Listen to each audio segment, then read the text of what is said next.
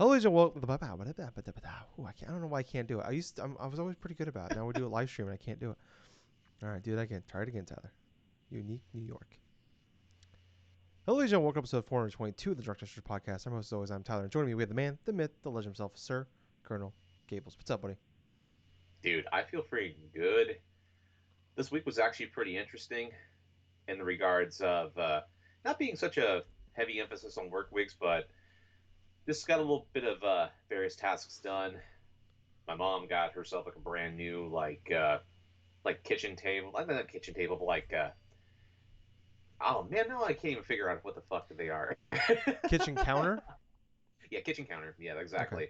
She replaced the kitchen counters because the current ones that we moved into the house, those ones that were into the house previously, they were pretty much epoxy on top of these type of kitchen counters and stuff. Very prone to scratching, Mm. very prone to scuffs and stuff. So the counter stuff's replaced. But I'll tell you what, it's been mostly an interesting week because I've had a chance to play around a lot with my PS5 and try to play through like a couple of different things. But other than that, how have you been, Tyler? Doing okay, you know. We were talking a little bit before the show. It was a bittersweet day yesterday. I put in my 2 weeks notice a couple weeks ago for my second job, and I worked yesterday was my last day there, so it's kind of year and a half there. I was only working the last 6 months or so of it. I've only been working Saturdays and a couple of, like random days I jump in when I was off and they were busy, but that's over. It's nice now. I'm looking forward to having Saturdays again. Uh, Yeah. I've had like one Saturday off since October, so no, I'm not counting extra life because that doesn't count. So um, I'm looking forward to that, and then just being able to actually have a especially now it's getting nicer outside. I mean, it's like today it was beautiful, beautiful fucking day today. Most beautiful day we've had this year easily. It got to like 81. Wow. It's actually get a little high. I have all the I slept last night with all the windows open, which was awesome and fantastic. I know this is everybody's favorite podcast topic, the weather, but that was awesome. And just being able to take Louis for a walk, it's just even as a ginger, just the sun is something that you don't realize how much you miss having around, especially when you don't see it for a good 4 or 5 months. Um, Oh yeah. but yeah, so it was like today's Easter as well. It Yeah, was very Easter weird. Sunday. I woke up today. And I'm like, I just like I don't know, like really didn't feel like Easter. Like I went over to my parents. We had my dad uh, uh, he burnt ends, which was amazing. Smoked some Mm. burnt ends. They were good, and had parents made some potatoes and like these garlic potatoes with these cheese. Oh, it's fucking chef's kiss, so good. I ate a shit ton, so that was awesome. My parents bought me an Easter basket. I don't like not a lot. Like they bought me like it's got like some jelly beans and some Cadbury eggs in them. There you Um, go. I don't know. I mean, my parents usually my parents will just give me like an egg, or not the egg, but the bunny, the chocolate bunny, give that to me. So this year I Right. don't know. I guess they wanted to give me um a thing, but yeah, because growing up, like my sister, it was like a 10-year difference between my little sister and I. So like growing up, like my parents would like they buy her toys and like like not a lot of toys, but like a toy and then candy, and then just as a teenager and like early 20s, they just like yeah, here's a thing, which I'm whatever. I'm an adult. I don't care about it, but I'm like I'm not complaining about it. I buy those things for myself and eat those things now. So, um, but I haven't had jelly beans or Sour Patch Kids in like 15 years, maybe longer. I used to love them. I'd eat those fucking things like they're goddamn Skittles. I Right. handfuls at a time and no problem. I ate like the little tiny fucking fun size pouch of Sour Patch Kids. It felt like I was taking shots of fucking a wild turkey or something. Like I was every bite was like one of those things, you know. Um, for audio listener, I made like a weird like I just sucked on a lemon kind of face. Like I look like Renee Zellweger, like but ginger. Um, Huh. but yeah, so it was a good day. It was a nice lazy day and all that. Other than going to my parents, I got into the Monster Verse, as I guess they're calling it. I have the HBO Max. I bought like 6 months of it during the holidays, Right. so like they have a good deal. So I've been watching. I watched Godzilla 2014 today. Hey. I watched Kong Skull Island today, and I'm about halfway through Godzilla King of Monsters. I never watched it before, but Godzilla versus Kong just came out I think last week or a week, maybe the week before, and I just want to get into them. So it's a nice lazy day of, sitting in with having the windows open. Took Louis for a walk, sat down, and started burning through those. So uh, hopefully I'm gonna finish up the other half tomorrow and then watch Godzilla versus Kong. But yeah, it's been an okay week other than that. Just been clanging and banging as always. Not playing a lot of games because, like I said, we're in that weird. We're getting that Oddworld game, aren't we, for PS Plus Yes, we on are. Tuesday? The PS5 That's game, coming yeah. out. So yeah, we'll have a game to play. We both been playing a game though, as Gables fucking teases me with this goddamn the Bucks, as the kids call it. I think I'm the only person that calls it that, but I just been calling it the Bucks lately. Starbucks for the people that aren't hip and cool like us. I've never heard that before, but still. I think I created it. I don't know. That's what I've been calling it now. And no, everybody's kind of drinking the Bucks. Yeah, you've been drinking the Bucks. We're gonna make it a thing now. But yeah, we both been playing the same game, but we'll get to that here in a little bit. There's a fucking go away. There's a little tiny little bug there. I don't know what that was. It flew on my screen. I don't know what it was. It's that time of year bugs are back. Oh yeah. Oh, that was my mouse. I moved my mouse and I thought it was back. This is where I'm at. I'm delirious right now. But no, it's been an eventful day. Gables was like watching one of my birds got into the living room, which is just a whole ordeal when that happens. They can't figure out how to get back to the bedroom. So Gables was watching me like try to trap them all together in the living room and get them back in the cage, and they're just like was zipping by my head. And I finally just a little bit ago was able to put them back in the cage and lock them in the bedroom. So crisis averted there. So that's also been my day. But Gables, we gotta start the show off. I know we're a few minutes in, but we gotta start the show off by just saying, rest in peace, Mario. Oh yeah, of course. The whole rigmarole thing. March 31st, Nintendo ceasing the distribution of the Mario 3D All Stars on the Switch, digitally and physically, and as a result, scalpers have been harvesting that game. Yeah, they've been harvesting that game and selling new copies for outrageous prices. But most of all, it's just a few moments of rest in peace, Mario. Moment of silence for Mario. Okay, that was nice. I enjoyed that. All right. I've been like workshopping like a joke about video killed the radio star, but it's like Shigeru killed the Mario stars or Mario All Stars. Yeah, I was trying to workshop it, but I had nothing. I did create a really shitty Photoshop, which I sent to you, Gables, on the 31st.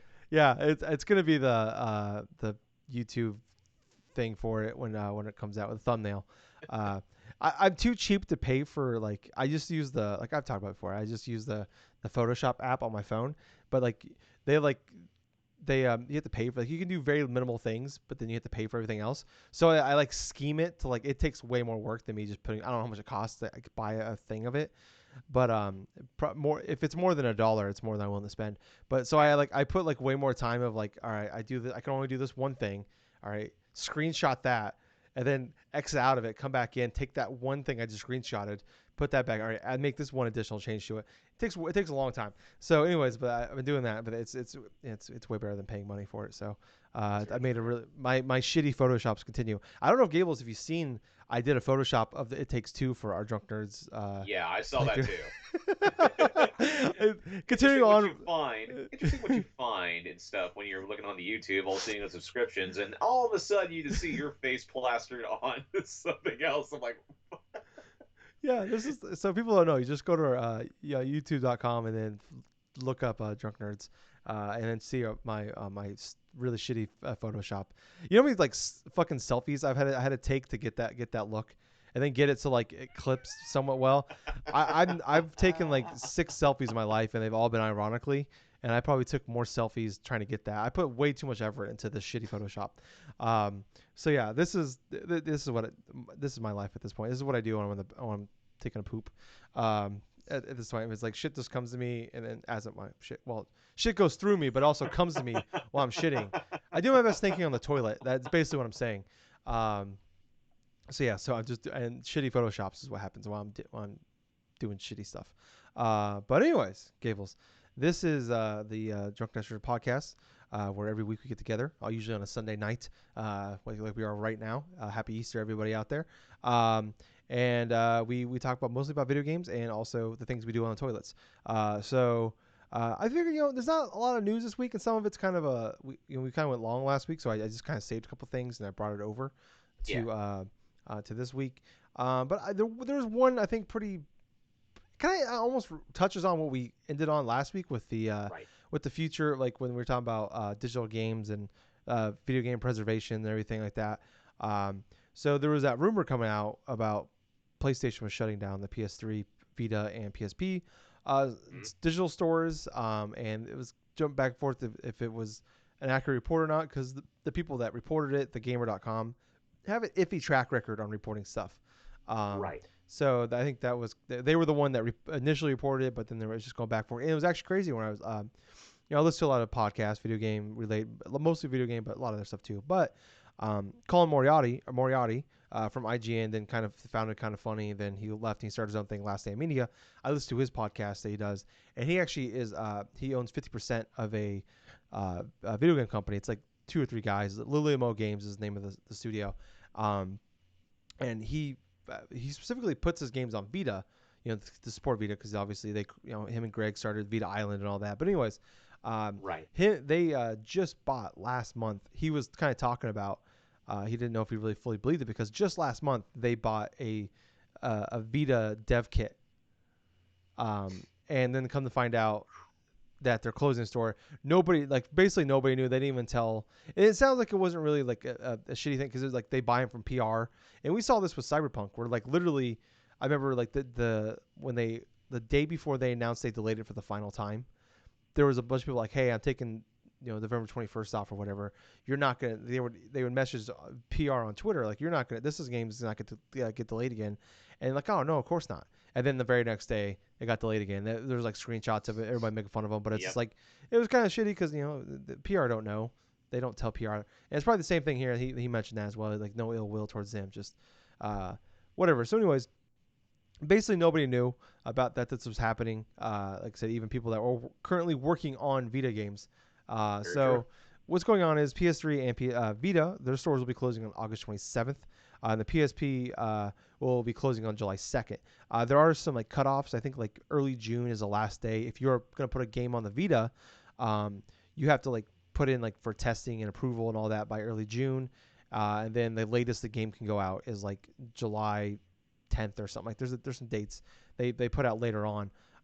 But we kind of touched upon this last week, but here's the full reveal about this now. You can still re-download any games you purchase, but there are will not be able to buy new games or any games that are no new games will be put on there. No games will be allowed to buy after that.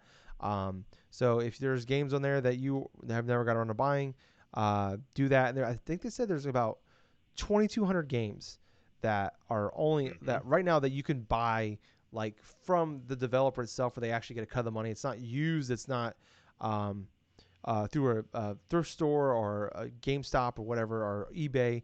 Like if you want to buy and support these developers, a lot of them are smaller indie companies. If you want to be able, this is really the only way you can buy them, and that you will no longer be able to buy them again, where the developers get a cut of that check.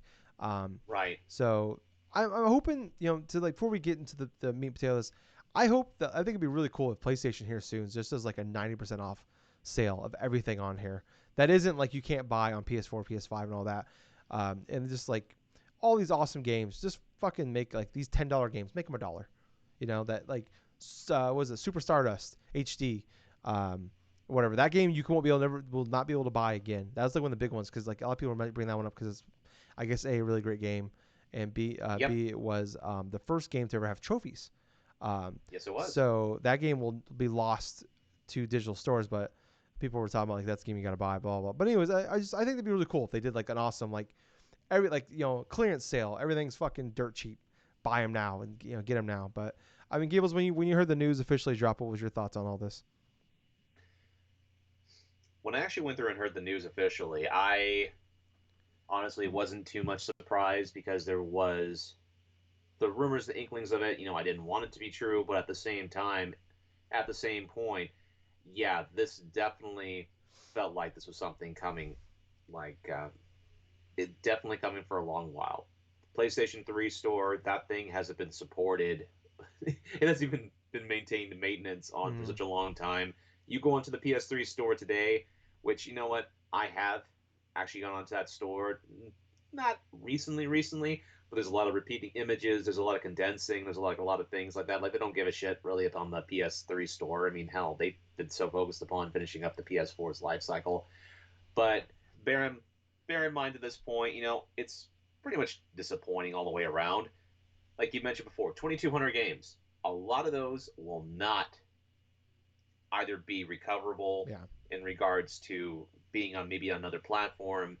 There are some games you probably will never see again in that regards. I mean, that's a bummer. But at the same time, I do understand that there are plenty of games that are on the PS3, even on the Vita and on the PSP storefront you could buy from other distributors in that regards, either through maybe Xbox's Microsoft like Xbox Live Service or through Switch or through Steam, or even like through remasters on the PS4 or Yeah. even eventually on the PS5.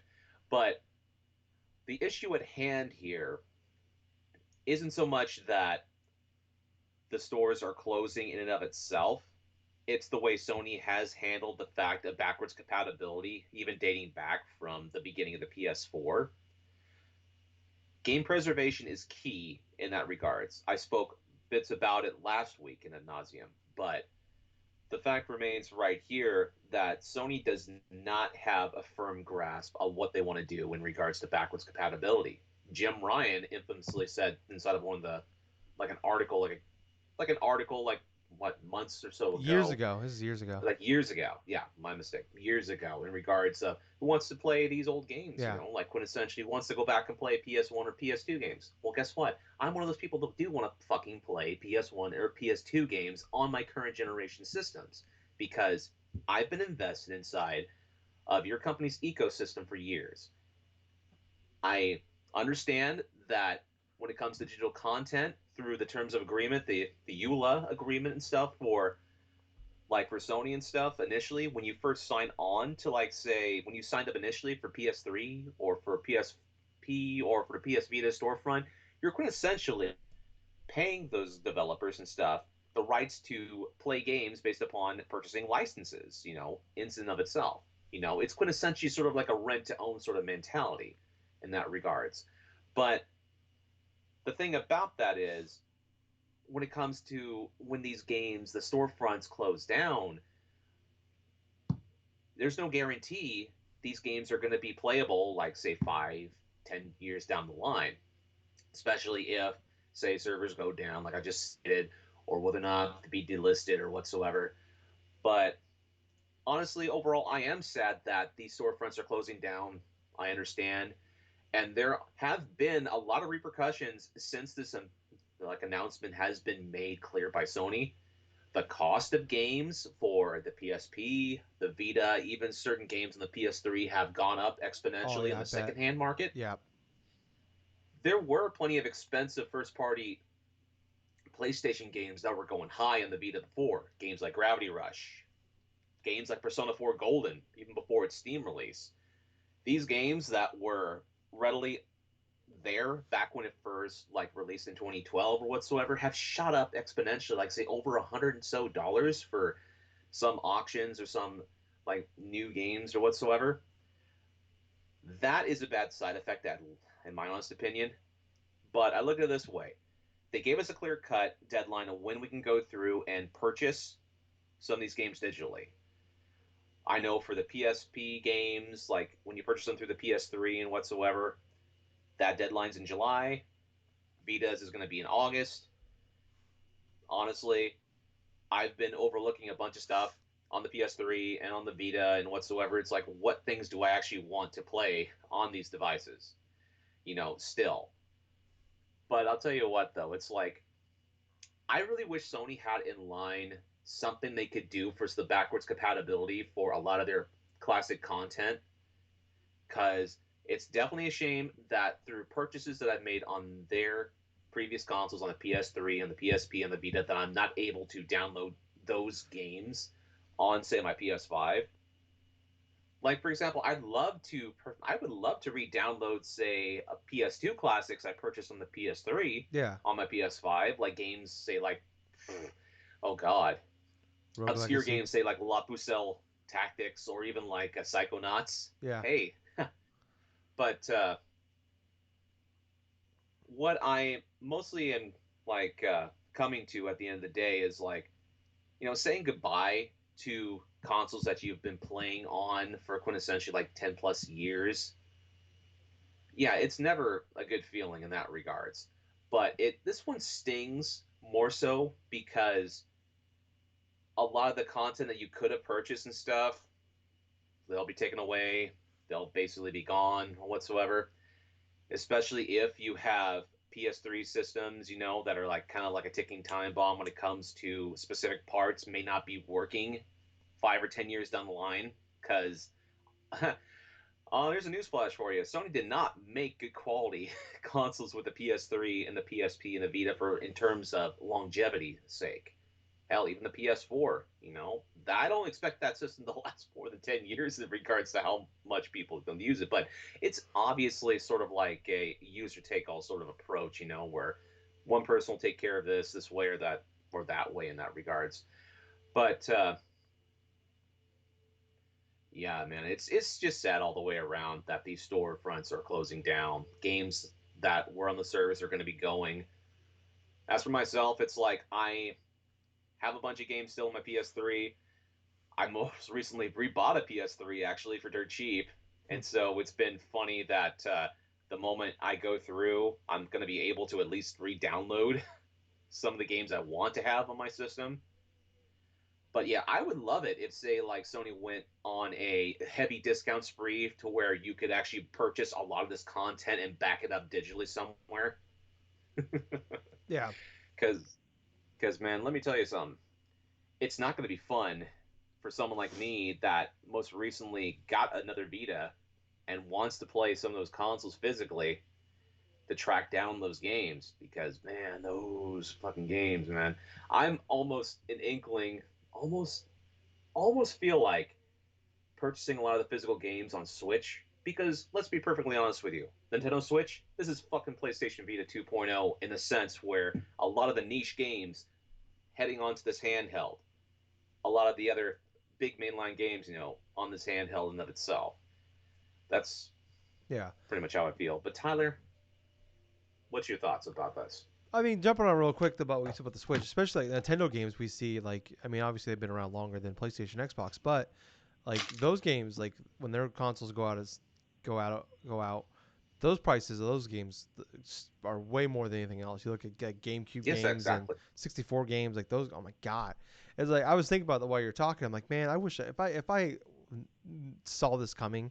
Like I've talked before. I worked at a video game store and we sold everything, pretty much everything. We sold Ataris and everything. Mm-hmm. We were a thrift store of just video games basically, and we would have people come in. We'd have dozens of copies of Super Mario All Stars, Mario Party, um, Smash Brothers on 64, all the original Mario games on NES, and we would sell them. We'd sell all three Mario games on NES for $1 because we have so Yeah. many of them. And like I remember like Super Mario World on Super Nintendo was like $5, and I think All Stars Yep. was like $10.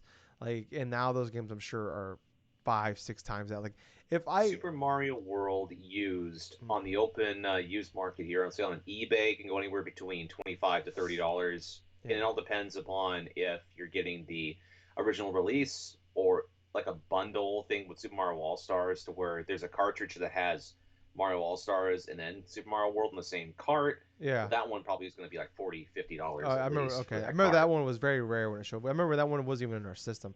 Yeah, Super Mario Yeah. All Stars is $40 right now. It's going for about $40 on eBay. Yeah. So yeah, like I mean, my God, if I only knew, I mean I would be a millionaire, but goddamn, I would be doing pretty well for myself if like I was like slowly just buying those games and like putting them in a bin somewhere and just waiting. And but anyways, like kind of going on to what you're saying, it's kind of my feelings are kind of this kind of what it was last week when we talked about game preservation. I think it's important, and I've talked about like if you're not legally able to buy a game, and you can't buy the game where it goes directly to the developers, or you're not helping out the people that made the game or created the game. Um, I don't feel bad about people going out and downloading illegally or whatever, especially when you can. I talked about, Actually, this almost justifies the case in this yeah, case and scenario. yeah. Is it still illegal? Yeah, but I think like it's more of a moral thing where it's like, yeah, it's illegal, but it's like, I don't know. It's like, do I want to pay way over the value of this fucking thing, just to play it and have it, or like if I really just wanted to play the game and I didn't really care about being a collector of it, and I couldn't get the game anymore anywhere, and or like it was it's fucking $80 when it should be $5. Like I'm not gonna, and especially like I said, like there's a lot of, I've said last week, there's a lot of games that like people put out, you can download legally, download whatever, like not a mod, but what's the word I'm looking for here, a ROM of a game, Yeah. and it runs fucking 20 times better than it did back then, so it's like I don't, Oh yeah, of that's kind of course. my feeling about that. But it's overall, it's like it sucks, but this is like, but we knew these days were coming, but it's like you knew it was coming, but it's still kind of sad to hear. It's like I had a PSP for a very short amount of time. I didn't get into it. I had more UMD like movies than I had games for it. um and I The PSP definitely was a fun system. Not as good as the Vita because the disk drive sucked a lot of that battery life. yeah, And I'll tell you what, having one thumbstick sucked because if you're playing something like Peace Walker, you needed that extra thumbstick. yeah, I bought the thing to There, fuck. I bought the game to play Peace Walker, and there was another Metal Gear Solid game, that not Acid, that came on there. That was, it was like something Ops or something like that. Spec Ops, I don't remember what it was called. It You was know what? it was not good. Portable Ops. Portable Portable Ops. Ops was like mostly like an online sort of like infrastructure Yeah, focused game. I remember picking up its like add-on content, like yeah. Portable Ops Plus or something like that. I had no Wasn't idea what's much to happening. it, Okay. honestly. It was just like more the same shit. But the fact remains is like the PSP, that storefront to tie into this article, that's already been closed for people to go and re-download games for like, I mean not re-download, but purchasing games for a long while. Oh, okay. But is in regards to say people going through like the ROMs and everything else like that. I mean, like I said before, this almost justifies people going through and pirating a lot of these older content because, like, let's put myself like an example right here where it's like I was a heavy user of the PlayStation Portable, not as much as the DS, but I had a lot of good games for the PSP that I traded in regards to getting a PlayStation Vita. Which hell, I rebought a lot of those same games on the Vita, except for a few because they never made it onto that system, Yeah. like Valkyrie Profile Lenneth or Final Fantasy VII Crisis Core, or even like Kingdom Hearts Birth by Sleep. All three of those games, never made were available for the Vita. But technically, I've already paid the publishers all of these Yeah. like money royalties for the games back then. So if I were to want to go through and purchase, like say, get a ROM of these particular games that I've already paid, and like have like a digital backup for a lot of the games that I own, you know what? Yeah, that Yeah, that is a blurry that's even line better in point. that Yeah, when you've regards. already like bought these games once before, and you've already, yeah, that's even better. But yeah, like I said, like this is, it's something we knew that was coming, and it's just it's sad and it sucks, But like I said, I never owned a Vita. I wasn't a PSP guy. I was, my PS3 was my secondary console. For Yeah. me, like I was a 360 guy that generation, but I've always played. I just played like the exclusives were, especially towards the end. PS3, that was bangers. Yeah, Uncharted, Last of Us. Um, uh, Yes, the last couple of years of the PS3 were very strong, and it yeah. almost actually they were at that end of that generation. Sony was actually neck to neck with Microsoft when it came to releases of a first party nature Yep. towards the end of that life cycle before PS4.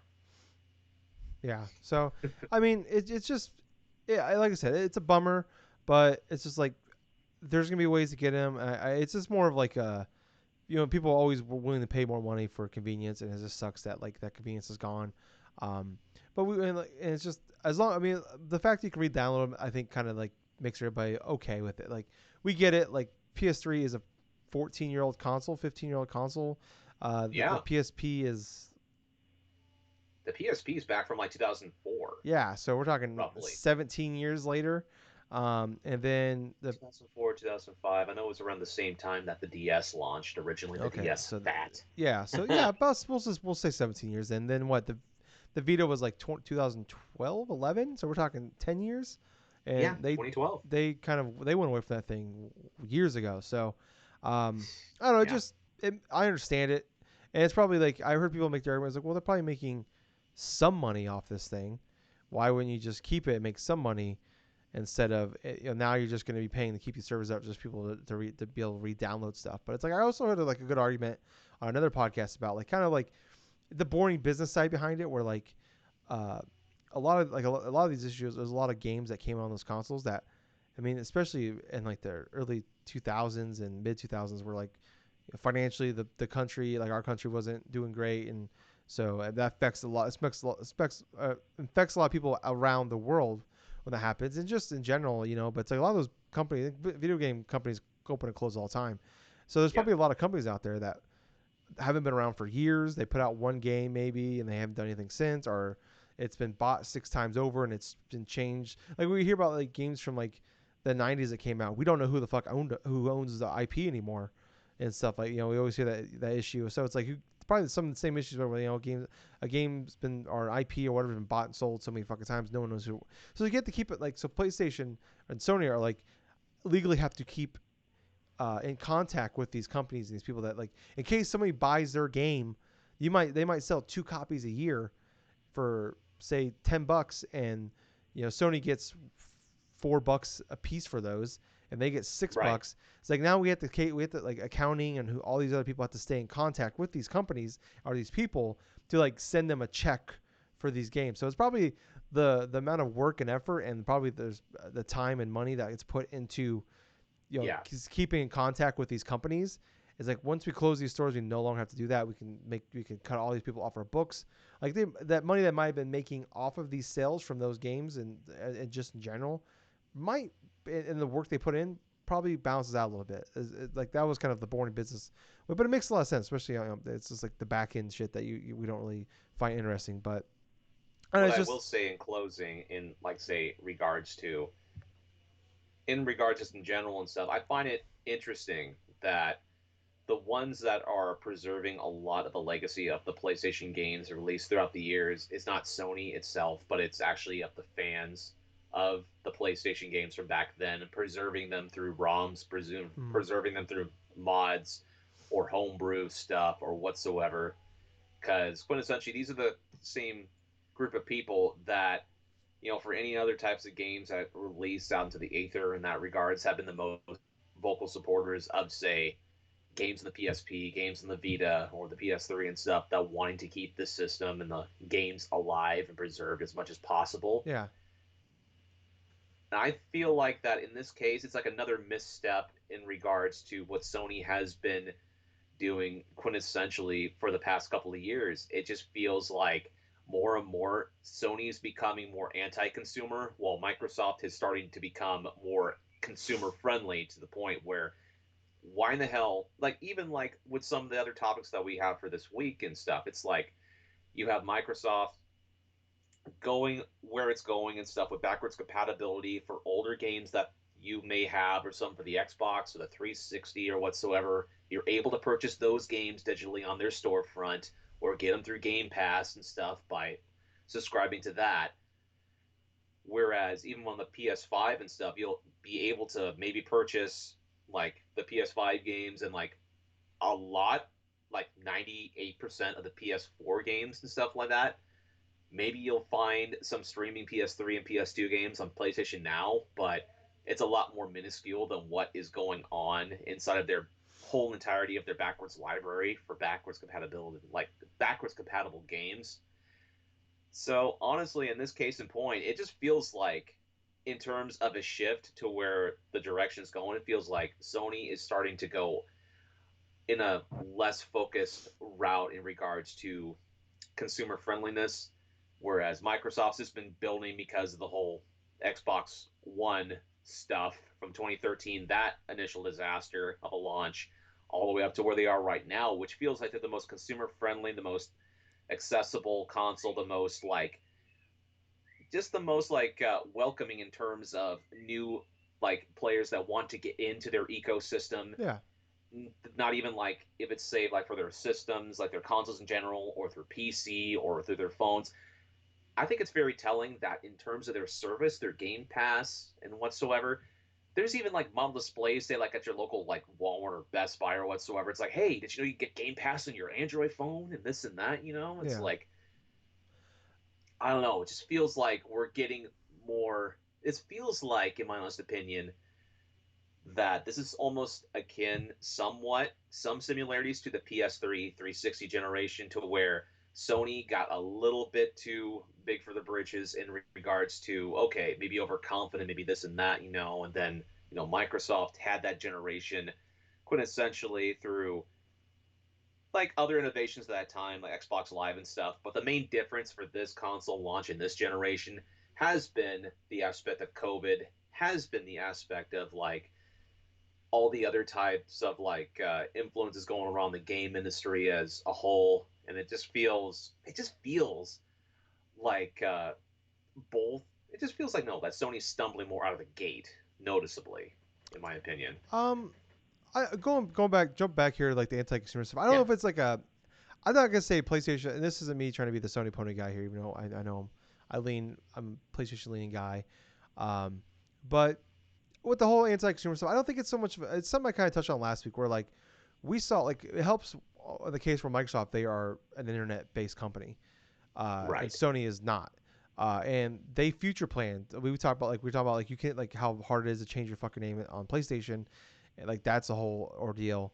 And with Xbox, Right. from day one, you've been able to do that. You look at, so they've been forward thinking. They built a system, and that's the system they've been using for like the store, the database, everything. Able to carry it along from console to console, even over generations and over almost 2 decades now. Where PlayStation, PS3 and PSP were two totally different stories, and like basically they totally changed up. Now you see PS4, Vita were together, and then PS5 are together. So it's like, oh, Mm-hmm. okay. When we built this original system, we were not prepared, and we talk about PS3. The online was not great for that console.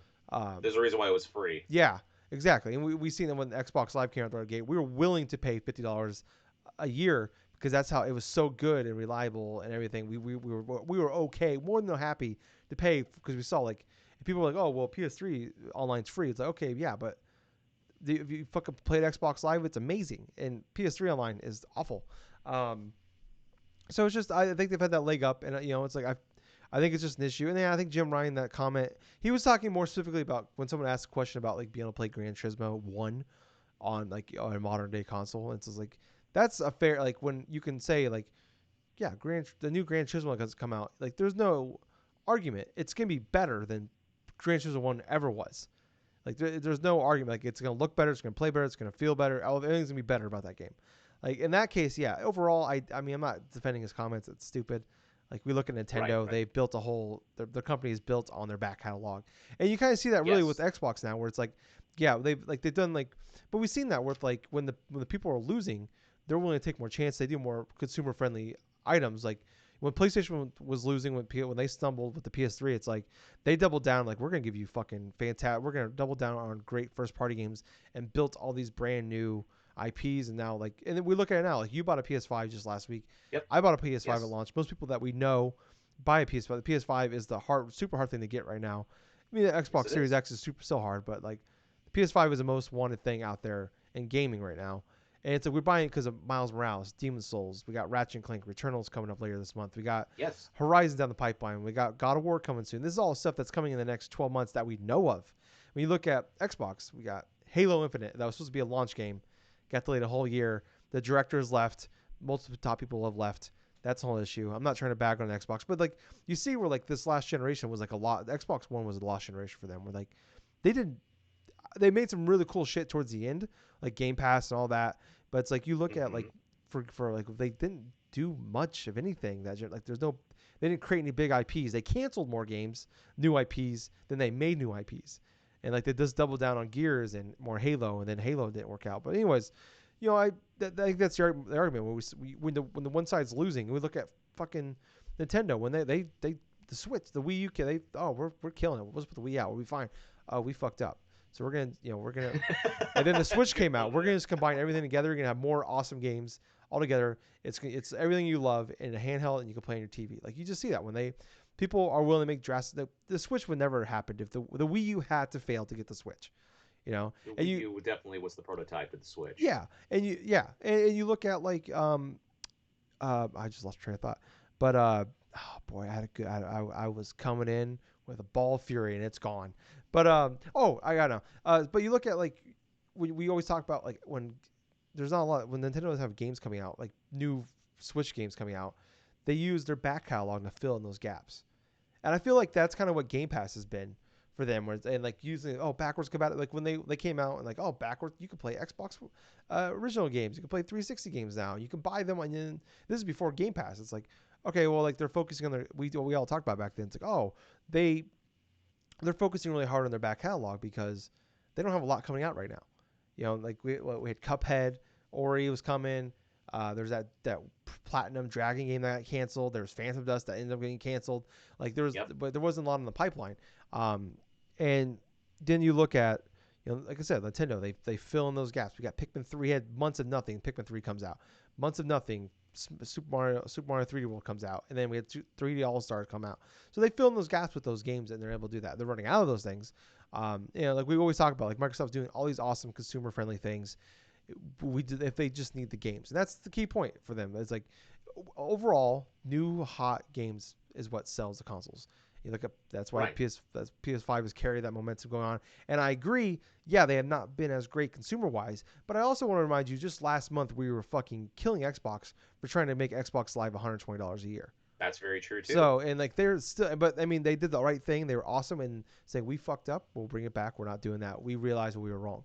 And like I said at the time, you guys, it was really stupid. Like, but I said it. If Nintendo or PlayStation would have done that same exact thing, and we all reacted the exact same way, they wouldn't have changed. Nintendo would have fucking still charged us for it. PlayStation would have still charged for it, and they like, well, fuck you. You guys are gonna buy it anyways, so fuck you. Just pay for it because we're hot shit right now. And Xbox was the one like, you're right. We were wrong. We'll put it back. Um, but like I said, I'm not trying to like I said, I'm not trying to be the Sony pony guy here. But that's just kind of the way I look at it. Like, and I agree. Like PlayStation could be better. There's more things I would love if PS Now became more something than what it is, or like I hope to God they are able to put all those old stuff and bring it over to the to modern day so we're able to play it. Like the fact that like I can't play any of the modern the Metal Gear Solid 1 or 4 on a Yep. modern console right now. That's No. fucking nuts. That's crazy. Actually, on a modern console, you can't really play any of the classic Metal Gear Solid games besides last generation in regards to Metal Gear Solid 5. Yeah, well then they did the 2 and 3. They did an HD remaster that Platinum did. Oh no, Bluepoint did those. You could play those. They're on. I had them on Wait, what? 360. They Oh wait, no, those didn't come on the PS4. They came on the PS3. I was wrong. Loop. But I mean, Unless you want to go through and like have a Series X, then you're going to go through. You yeah, can be able to play the Metal Gear Solid collection, yeah. barring one and But four. these are so even more. Yeah, 5 is the only one you can play on a modern console right now, which is crazy Sure. because that was like a big fucking PlayStation game.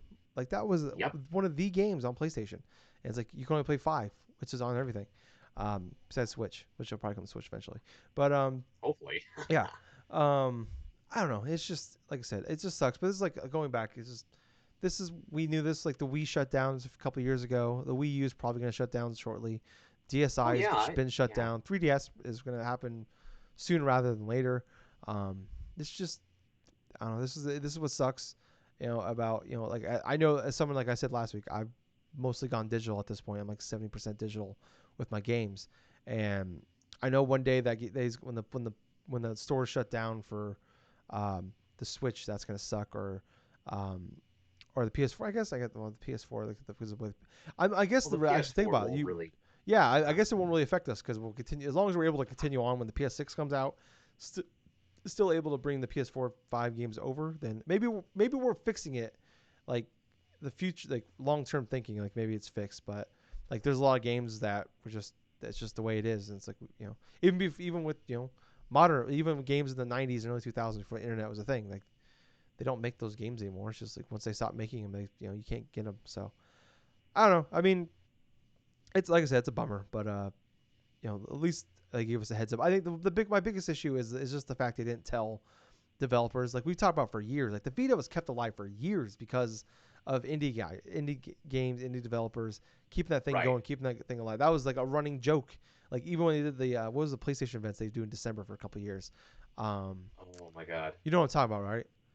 They I believe I know what you're talking yeah, about, but I have they do like they'd spaced have it. it in like San Francisco or LA or something.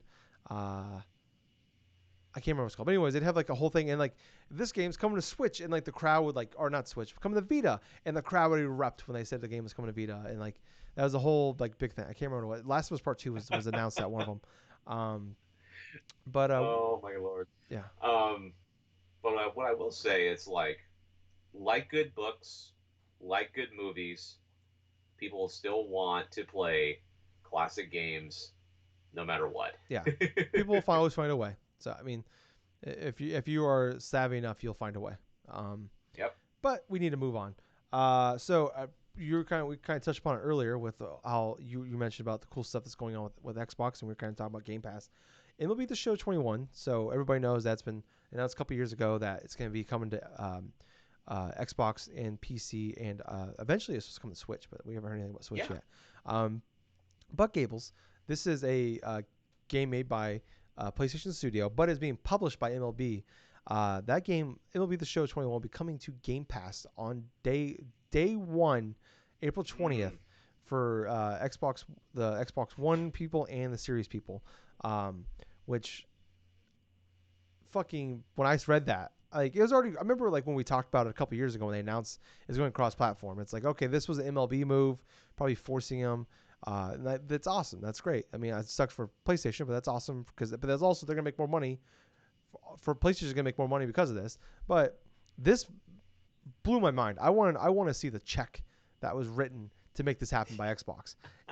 What I what, know, right? what was your thoughts, Gables, when you saw this news break? I was actually surprised waking up one morning, turning on the YouTube. All of a sudden, I see like a little trailer. It's like, okay, let's watch the name of the show thing, and all of a sudden, you just see like the Xbox logo, and all of a sudden, PlayStation Studios like, wait, what? That was so weird seeing that, but I was mostly surprised because I already knew this game was going to be coming up to the Xbox Series X, Xbox One, and Switch as well, because that was the whole thing months ago to where the MLB The Show is going to be going multi-platform on different consoles and stuff. But on Game Pass day one, the same time as Sony is selling this game for $70, Mm-hmm. close to around that is huge. That is huge. I don't know what Microsoft did in order to secure that day one, but I'll tell you what. I own a PS5, own an Xbox One S.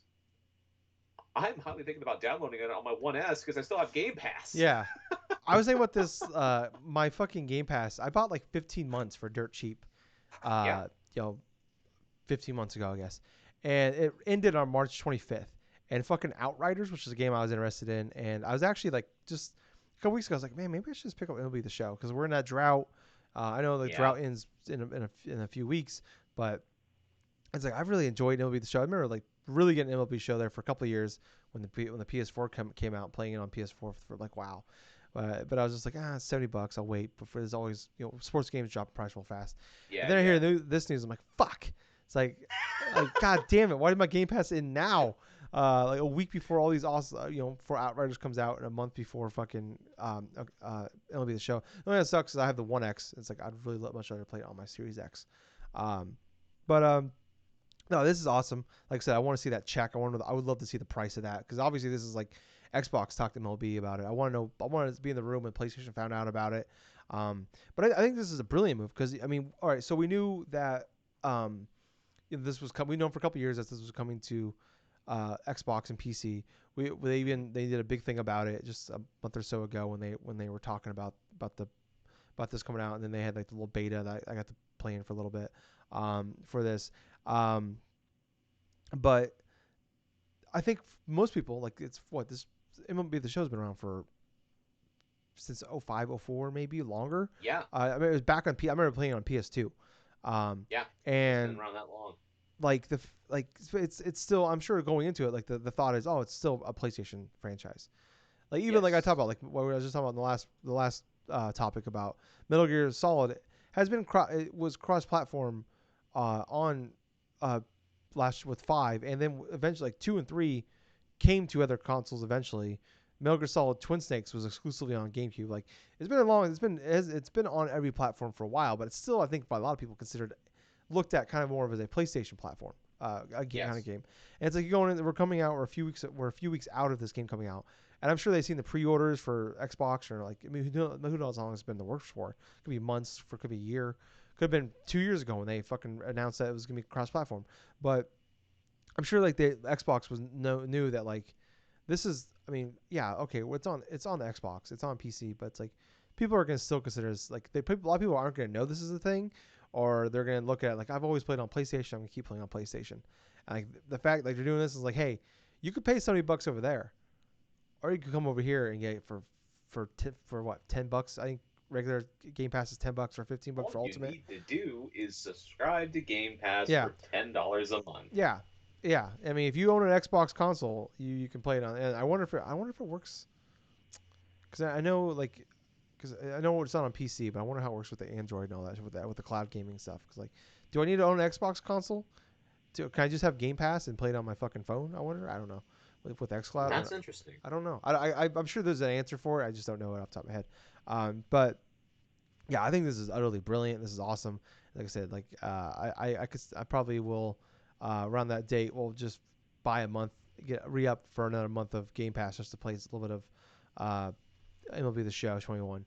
But yeah, I love this. This is incredible. And it's like you said, like just in the last topic about like they're continuing doing awesome things. Like Outrider came out, and it's like a lot of more people are jumping into that game because of that.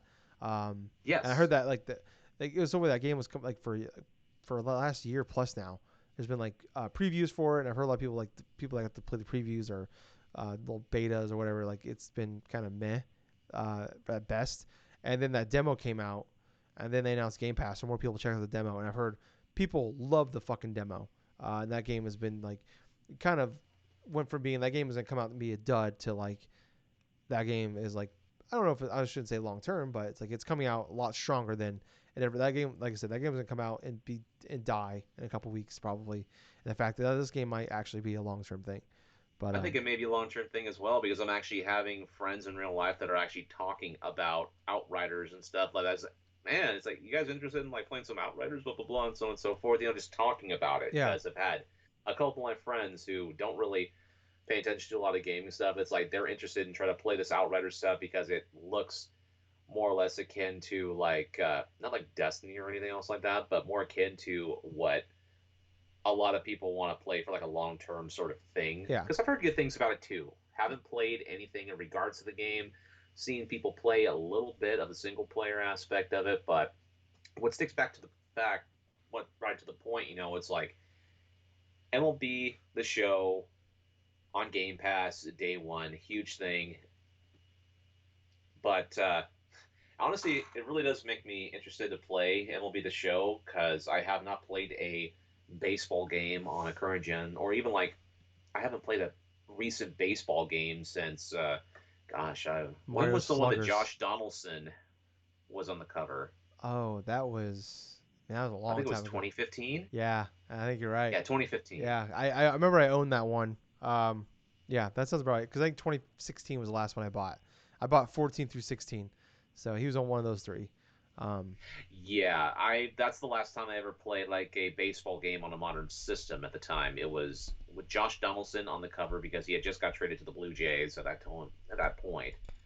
yeah, And yeah, that's the last baseball game I have played, but now I'm interested because I've been out of the baseball loop, like in terms of the game, in video game aspect for years. So it's like, yeah, okay, see what else is going on with it, see if it's actually decent.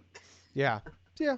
So yeah, I think it's awesome. It's gonna bring a lot of, and probably a lot of people that are just only in the Xbox ecosystem that just never played it are now gonna get a chance to play it. And like I said, that game has a lot of they do the Diamond Dynasty stuff, which is like the FIFA and Madden, like the Ultimate Team stuff. Oh, They have oh that yeah. that's been around for a while.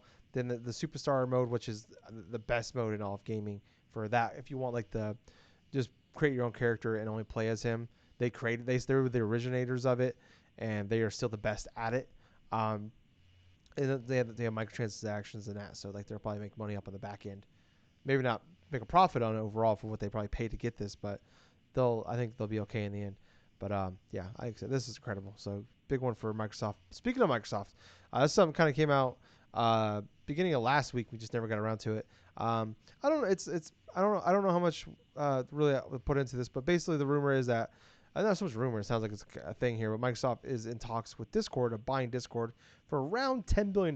So kind of some interesting things out of this. Hmm. Is that Discord has never actually been profitable before, which I thought was interesting. Interesting. Yeah. And so Discord is at the point where it's like either we're going to sell or we're going to go public, and then people can buy stocks and then they'll make money up that way. Which it sounds Hmm. like last I heard about like from people like talking about it was like it's like 50-50 whether they're going to go public or it's like pretty much like I know I guess Twitter and Facebook and a couple other people are looking into buying them. And it sounds like either they're going to sell or they're going to go public. It's like 50-50 right now. But I don't know. We've talked about this in the past. A lot of people talk about this in the past. Like all the consoles should just have Discord as the party system goes and chat system. Like it works so much better. And just like Yeah. it sucks. It would suck if like say Discord does become a part of like the Microsoft the Xbox side. That would be fucking amazing. That'd be awesome. Like as good as Yeah, that Xbox would. Live works and on the chat works. That'd be awesome. That just tie everything in, like be able to like, especially as we see crossplay becoming more of a thing. Like that's always been like kind of the one probably major hurdle we have now of like we had crossplay thing, but it's like if I'm playing Xbox, I can't chat with him through That's true. my console if he's playing on PC or his PlayStation or whatever. And like if we can just get Discord and everything, we could fix that's done. And with Microsoft, if they buy that, that sounds like that would be a done deal. But it also would pretty much mean like PlayStation would never play ball with them on that. Nintendo maybe would play ball on them with that. Maybe if once they figure out what internet is over there, that'd be awesome. Um, And they stopped creating their games infrastructure up on Windows XP. And hey, yeah, Windows 98. Let's I think they. I got an email from Nintendo and it still says AOL online. So uh, they probably still get those little CDs with the 72-hour free trial. Um, quick, we need to get to the last one. Quick. yeah, it's like fuck. Do we have any more free trials? We don't want to pay for this. But I don't know. I like I said, this is. I think this. If this happened, if Discord's gonna sell, and because I love Discord, I think it's really awesome. I think it works great. Um, but if they're gonna sell, it's like, dude, I don't want Facebook, I don't want Twitter to buy them. If they're gonna sell somebody, I look at like people were like, oh, look at Skype though. I'm like, Skype was like when they bought Skype, Skype wasn't really a fully fleshed out thing when they bought it. And it's like they No. bought it and they just didn't really expand upon it. It's like Discord is pretty much is really fleshed out really well. I mean, there's things you can add to it, I'm sure, and you can, especially if you have a $1 billion fucking company behind it that can add more to it. And like if they tie like the disc, you get the Discord Nitro or Turbo, whatever it's called, if with and add it into your Game Pass Ultimate thing. That's even fucking better. So True.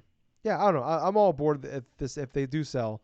I'm all aboard them going to Microsoft. But just I don't even know if the gaming thing is actually gonna happen because Microsoft is much bigger. Like Xbox is peanuts compared to everything else that goes on with them. So what's your thoughts about with all this going on? I'd actually be more welcome in terms of a Discord being bought off, in regards to helping out maybe like a particular side of the gaming industry. Because, like you were stating before, Discord works pretty well in regards to getting a whole crew together in regards to, like, say, playing a game online or something, or playing, like, or even like communicating with people through like notifications or whatsoever in that regards. It feels like a message board that you just get all the random like pop-ups or something like that on your phone. Most predominantly this service is used by a lot of people more than just like say just gamers in that regards, even though they've never fully went public. Yeah, So acquiring a service like Discord would make a ton of sense for Microsoft in that standpoint, because if they're trying to gain more up like on trying to gain more like in terms of more capital in regards to things in general, getting one of the most well-known communication apps, yeah, that just makes a ton of sense. yeah. And we see especially with like I think Discord's blown up more in the public eye. Like with Zoom. Zoom was something we never even heard of until a year ago, and now it's fucking Yep. huge. And we're kind of seeing that I think with Discord, like it's bigger now. Like they're one that like you look at things that uh, worked out for them during the pandemic. Discord is one of those things. Nintendo video games in general has been one of those things, but like the Discord, Zoom, anything chat related has done well. Um, Mm. so I'm sure like AOL chat rooms are probably taken off again. Um, Yeah. so it's like, all right, I'm gonna send you this file. It's 2 MB. It'll be there in 6 weeks.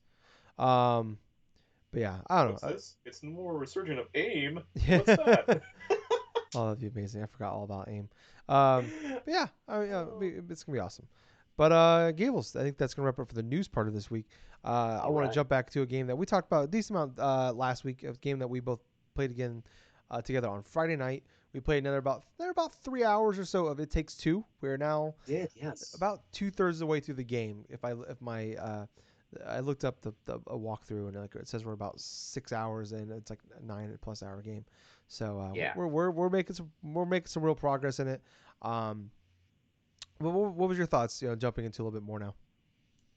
Okay, going into spoiler territory right now. It's Oh like yeah, I still agree that the gameplay of it very creative, still felt fluid. We didn't have any type of connection issues during our play session that time. It wasn't until like close to the very end yeah, of our session that there was actually a connection thing where it was like disconnected, this and that. But I'll tell you what, from that standpoint, I thought it was good.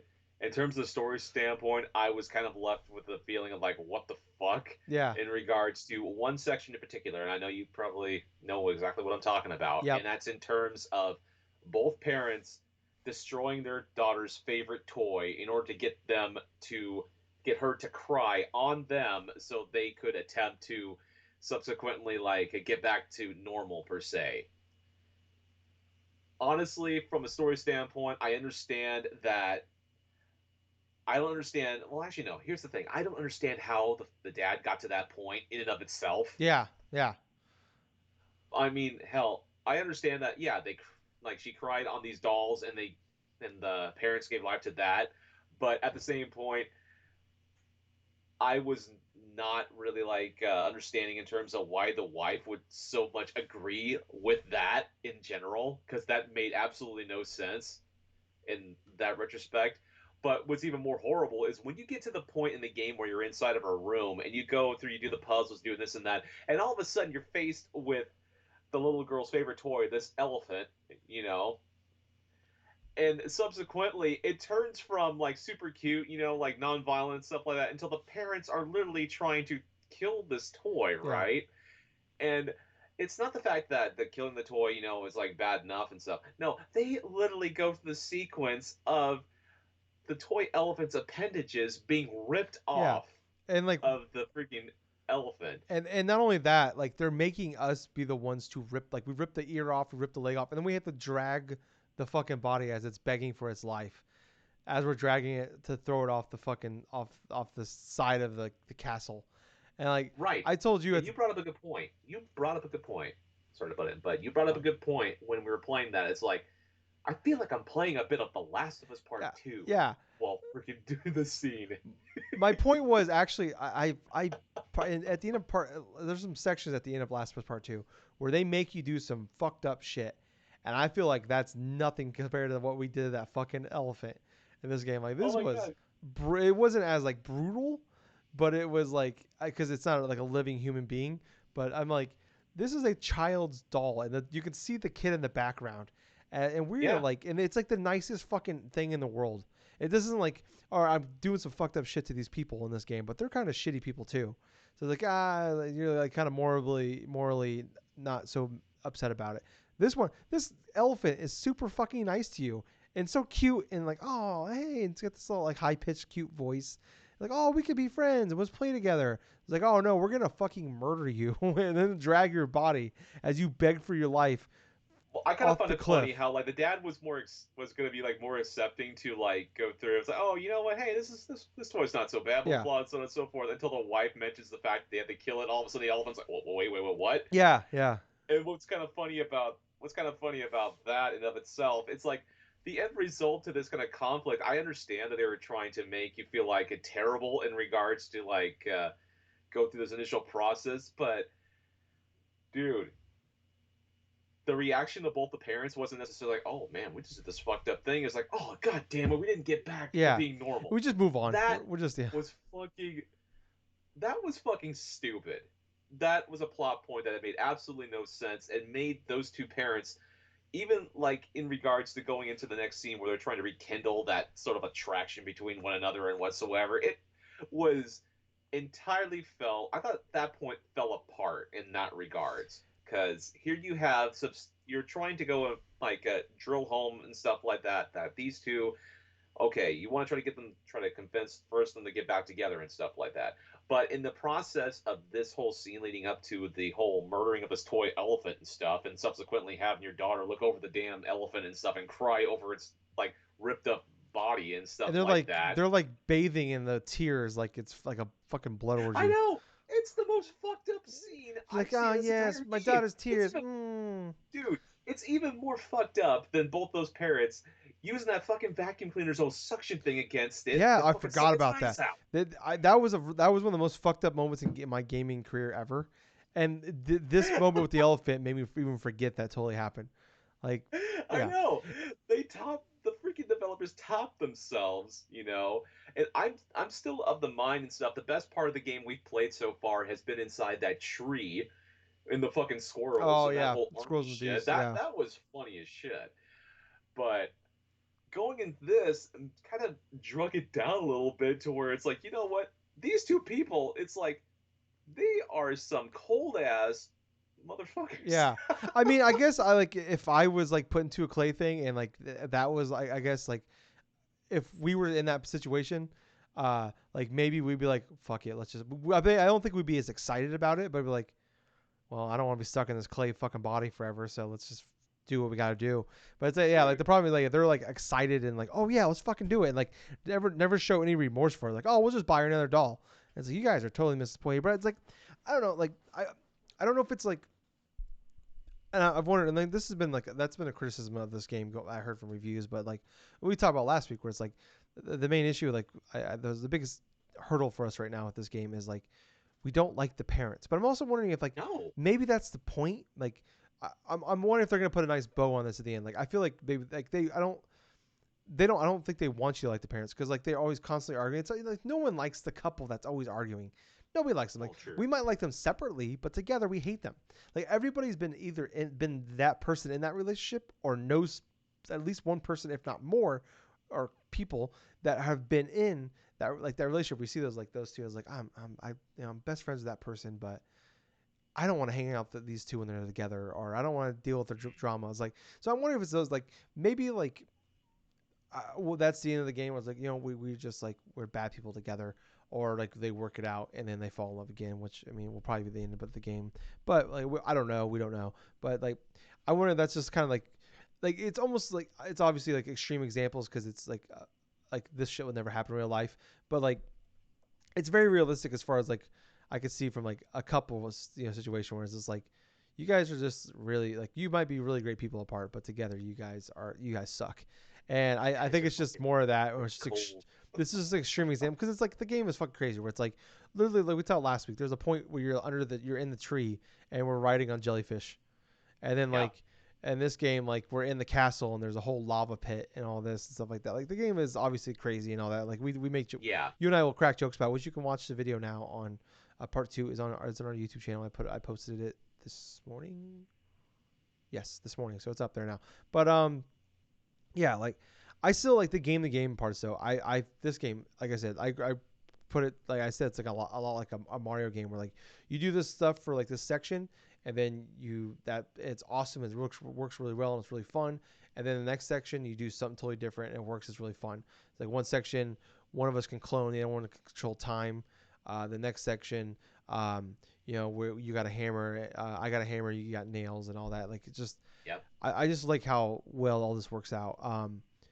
But yeah, like the game it's so much fun to play. I love the section. I love the there's a lot of funny moments. I love the boss battles. Have been still awesome. Like that we had that boss battle when we were fighting on a chessboard, and I loved it. Like you were fighting the king Yeah. and the queen, and like it turned into a top down like a gauntlet game where like I was like, Yes. oh, like I'm like, wizard needs food badly, kind of shit. Like it was awesome. Like you were able, you became Oh like my you were a gosh. mage and I was the warrior, and like we ended up like having to fight a king and queen on a chessboard, but they would bring in like other like pawns and all these, and like they would do the move, like they would attack you and you had to kill them, but they would do the movement that because you're literally fighting on a chessboard. They would do the movement that the those pieces make in the game.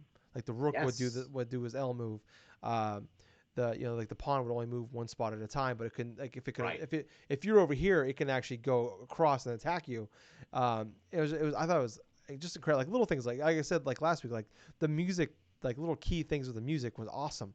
Like where they had to fly the bumblebees as you're fighting bumblebees, and this like there's little things when you're fighting chess pieces, like doing things like that. Like yeah, the moment to moment stuff of the game I think has been top notch. It's been incredible. Like this game, uh, there's a lot of things I liked more in A Way Out, but from overall, like the moments of this game have been this game far and away blows away out of the water as far as the game itself, which is 90% of the game is playing the game. But I mean, is Yeah. that kind of your feeling still on the actual gameplay parts? Yes, exactly. Absolutely, because they give you enough attention to where they don't spend a lot on just one mechanic or like one faction for like so long and stuff. They split apart multiple different types of gameplay styles to where you feel like that you're not supposed to get accustomed to like say one particular play style because you'll get used to one thing and all of a sudden it switches up and doing something completely different. It's like the whole Nintendo kind of like Mario games of approach to where you only use specific type of gimmicks for like a specific portion of that world or that stage or something like that. Then you move on to something different for that regards. And I kind of feel like they've done a great job in regards to mixing up the creativity of the level design and also in terms of the different types of abilities and stuff that each player has in that respect. That whole Diablo esque sort of like top down perspective to where we were going through the multiple different rooms and stuff, like taking out hordes of enemies and this and that, like a dungeon crawler or whatsoever. And then on the very next instance and stuff, we're like skiing throughout Yeah, this like snow lodge and stuff, like portion of this thing where we're trying to get these snow people resurrected and stuff like that and do this other shit. I still remain firm that this does have fantastic gameplay, has very creative level design, and like, yeah, it definitely has a lot of great elements to this game. yeah. I can't wait to continue playing this game and wrapping it up because it's been yeah, Oh yeah, I just can't wait. Like they keep topping themselves, and I can't wait to see where they go next, and really see where the story goes. Because like we were talking about, like the book was really annoying last week, but he actually kind of got me on a few jokes, and this gameplay, he's growing on me. I think it's also because like we were hating the parents more and more, that it's just making us like the book more because he's like torturing the parents. So it's like I think like oh man, okay, I'm on this guy. I'm on the book side now. I'm liking this guy. And like I said, These he's parents are trash. I kind of like the book now. yeah, yeah. Yeah, it's like yeah, like your two bags of trash, but you're trashier than that trash. So I like this trash more. But that's all. That I mean, I haven't played anything else. I'm just like I said, we're in that gap there. But we get the Oddworld on PS Plus on Tuesday, I believe. So that's gonna be Yeah. a game I definitely am excited to check out. But Gables, you played anything else this week? Yes, I have actually. There's a couple things I have played through this week in continuation from last week. I did play Bug Snacks. I actually finished Bug Nice. Snacks, and I've completed Bug Snacks. So, a double whammy in regards to the last couple weeks where I platinumed Astro's Playroom, I've platinumed Bug Snacks. I felt the game was good enough to where the gameplay aspect, that definitely one more monster catch feeling, had that reminiscing of playing old school Pokemon games. The characters in and of itself are funny, memorable in regards to what like you get to know them like little bits and issues and stuff that they've had and stuff through completing certain side quests and stuff. I thought it was really hilarious that I went to a specific point like after recording last week to where I finally got up to this Frosty Peak sort of like level or something like that to where all these different types of bug snacks and stuff are like reminiscent from like all of these like campfire or like ice cream based like monster like foods in and of itself. Like say there's one banana sundae, like a banana split, sort of like a monster called Scoopy Banoopy, to where he's just a walking almost like a walking like big ass creature, right? But he has these like bananas as like trunks or whatsoever, and he has these cherries for eyes and stuff, and he has like chocolate ice cream and everything else on his back and stuff. He just goes around just screaming "Scoopy Banoopy" as he goes through. And the thing is, he's so fucking aggressive that if you try to go near him and stuff, he'll just try to bounce you off and all this other shit and stuff on like. But what I loved more or less is the creativity on a lot of these bug snacks. Like when you first encounter the first one, when you start up the game, like that whole little strawberry creature, right? And then you go from the strawberry creature, and then all of a sudden you get all these other types of like mishmash. Like there's this gigantic big old flying pizza that's like a matzo ruth or something like that, or That's it's like awesome. it's a pun, obviously, of like Bothra, right? But it's like you have this gigantic flying pizza in the desert and stuff like that that you have to go through and like try to capture and this and that. It was definitely a pain in the ass in some portions to try to catch a lot of these bug snacks because there are times where the physics will not want you to do like a specific thing that you wanted to do, but you actually go through and wrestle with like the controls in some aspects. But I will say this to where if you're playing through this game, definitely complete a lot of the side missions. Actually, complete all the side missions because that will lead you to getting the best ending in that regards. I'll say Hmm. that. But yeah, definitely complete all the side missions. They were not that difficult really to complete. It's basically go along the routine of okay, go get these different types of bug snacks. Okay, now go ahead and do this side mission, do this different types of bug snacks. You know, it's like it's pretty much kind of like those collect fetch missions and stuff where you have to get a specific amount of like creatures or items or something like that that return back to the person and do that over again for someone else. But I thought the characters were fun enough to where they were definitely memorable in some aspects. Like Filbo, for instance, is this kind of like incompetent mayor that's trusted by both Agabel and like Lizbert, the two main like grumps or something like that. And he's just basically sort of like a pushover and stuff to where everybody's like walking all over him and stuff like that. But I'll tell you what was completely hilarious is like when you do have the aspect to change all the different grumps to specific bug snack type of like things. I had Philbo, I think, completely changed, decked out in like almost like a hamburger attire, to where he's like basically a walking hamburger buns, French fries, and like big old freaking like things of like soda like things are sticking out of his head, to where I have like another bug snack like a person that's completely like decked out like an ice cream and all this other shit. But the biggest joy I've got out of playing this game was catching the specific like bug snacks in and of itself, finding out the mystery of what exactly is going on this island. Because at first I wasn't as interested, but when all the other stuff led up to what initially it became, it was actually fairly darker than I thought it was going to be. But it was definitely an enjoyable experience. So that is platinum number 26. Wow. And I'm like, holy shit. I platinum two games back to back Yeah. during the time that I've got my PS5. Not even a month. I've already completed two games, which leads me to the other game I have been playing on PS5. I've been playing Spider Man. So Miles Morales or regular the 2018 Miles Spider-Man. I've been playing the 2018 version. Cool. Did you get? That's the one I started on Extra Life Yeah. Did are you back play? all those years Are ago, you and playing I never. the remastered? I'm sorry to cut you off. No, actually, Okay. I have Spider Man originally, and I decided to pop it into my PS5 and started playing it that way. Because I came up to the whole thing. It's like, yeah, I could pay $70 to get the remaster version, which does have a separate platinum from what I have for the 2018 version, right? And get Miles Morales and that type of big old set. I may do that eventually, but I want to play Spider Man now, and I have the disc, so I still have that and all the DLC for it. So Yeah. I'm like, you know what? Let's go ahead and just like put in Spider Man, see what happens, right? Well, I'm happy to report I'm about 50% complete with this game. Nice. Very cool.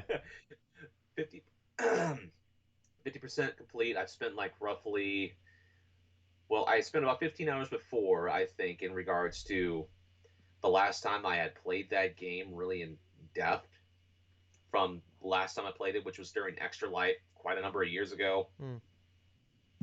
where now I'm like over 23, 24 hours, I think, inside this game. I've already completed the pigeon stuff. Oh, I've already completed the landmark stuff like I did initially, the bag stuff. I got done with all of the Harry Osborn like labs and stuff. that's the worst part. That's the Yeah, worst. The pigeons and yeah, I that could were see terrible. that. I'll tell you what was the worst one of all that was trying to dart across the different those buildings and stuff like that. That you try to connect them via like a radio signal and stuff Mm-hmm. while being struck by lightning. Those ones, yeah, that last one was a pain in the ass. But I'll tell you what, it wasn't as bad as I thought it was going to be.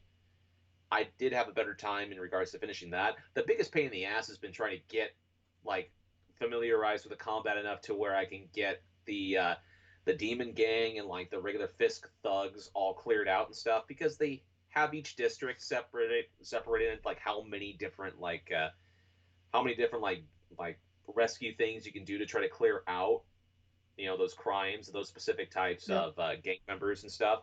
So I know I've cleared out one district of both the thugs, like the fist thugs, and the demons and stuff like that. So I've done that, but I haven't really done too much of the story stuff. As a matter of fact, I think I'm past the point where what was it?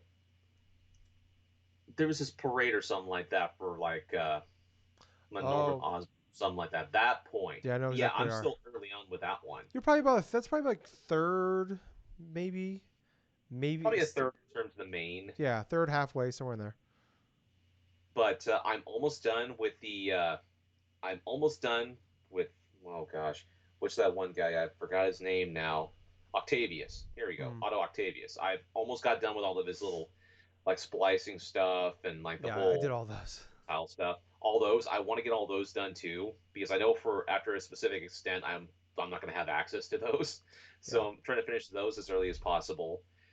And actually, it's been one of those type of moments playing this game where I wake up in the morning, take the dog outside, go back inside. I have a couple hours to spare until I go to work, and I'm playing and completing things on Spider-Man, going through this way or that way, or so maybe spend an hour, maybe spend two or something if I want to.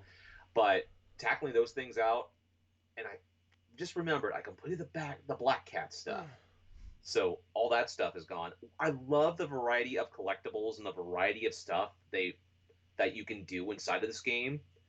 It's not just in regards to how much differential mission structure is, but the different types of skill trees and stuff in regards to maybe defender, maybe a web slinging, maybe like attacking sort of aspect to where you could spend specific points each time you level up in a specific way. I do love traversing New York, and holy fuck, it feels so silky Mm-hmm. smooth. It feels like it makes you feel like Spider-Man when you're slinging through New York City and you're just doing all these like precise turns like in one direction or another direction and then so you go onto like a Fisk hideout or something and you're just perched on top of like one of the beams and stuff and you notice like one thug going ahead and you do like one of those perch takedowns to where you shoot some web and stuff, you just start pulling them up and stuff, just wrapping them up like in a cocoon and stuff and let them hang over there and then oh boy, yeah. The feeling I get while playing this game, I understand now why this game had some of the Game of the Year contender, even like Game of the Year awards placed on it when it Mm-hmm. originally released, because the quality of the game so far has been fantastic. It has been fantastic. I don't feel like I'm not even halfway through the main mission, the main story, but I've already completed a lot of the side stuff because I actually feel compelled to complete a lot of the side stuff and yeah, it definitely makes me feel good. It makes me want to go back and play some more of it. Nice. But yes, that's it for this week for what I've been playing.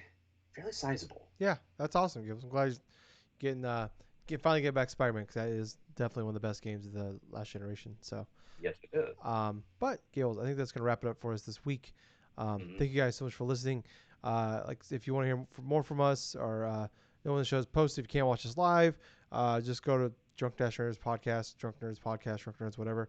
Look for all those places anywhere podcasts are put up. We're on them: Spotify, YouTube, iTunes, weird apps in India that are very popular. For some reason, we're popular over there. Um, do that. Share it, like it, thumbs up, um, comments, 5 stars, whatever you could do. Really would appreciate it if you do all those things for us. The sharing and the comments Really helps us out the most, though. So I really appreciate it if you guys can do all that for us. But I was host. I was Tyler. And this has been Colonel Gables. Until next time, everyone, I hope you have yourself a fantastic day. Well, actually, a fantastic week. Mm. But honestly, just wanted to let you know, have yourself a good day. Thank you for listening to another fun filled episode of the Drunk Nerds podcast. And hey, Gables, Yes, too sweet. too sweet, man. Bye, guys. See ya.